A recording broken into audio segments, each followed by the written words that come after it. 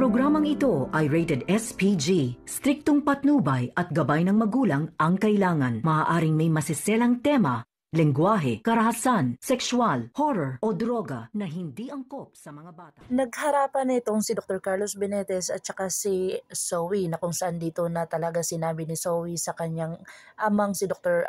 Carlos Benitez na mas pipiliin niya daw si Dr. RJ Tanyag kaysa kay Dr. Carlos Benitez dahil mahal niya ang kanyang ama at mahal niya din ito.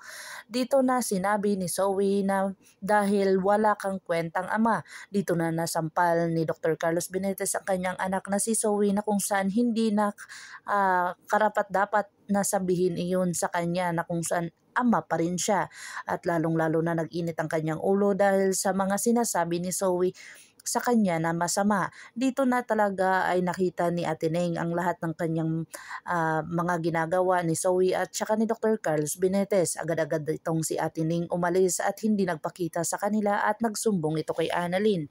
Hindi inaasahan ni Annalyn na masaktan ni Dr. Carlos Benitez itong si Zoe, dahil wala naman itong koneksyon sa kanilang dalawa na kung saan talagang wala siyang karapatang saktan nitong kapatid niyang si Zoe.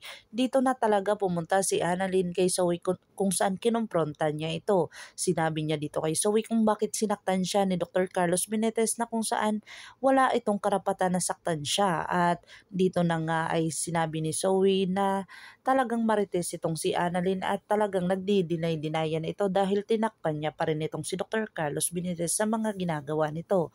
Dito na talagang nagtataka si Annalyn kung bakit ganun ang mga sinasabi ni Zoe. Imposible na pagtatakpan niya si Dr. Carlos Benitez kung wala silang sekreto. Agad-agad naman itong si Annalyn ay talagang magsasabi sa kanyang amang si Dr. RJ Tanyag. At lalong-lalo na dito kay Lynette na kung saan paniniwalaan kaya siya ni Lynette na hindi naman naniniwala sa kanya. Matutuloy kaya ang kasal ni Lynette at saka ni Dr. Carlos Benitez? O ano kaya ang gagawin ni Dr. RJ Tanyag kung malaman niya ang katotohanan na sinaktan ni Dr. Carlos itong kanyang anak na si Zoe?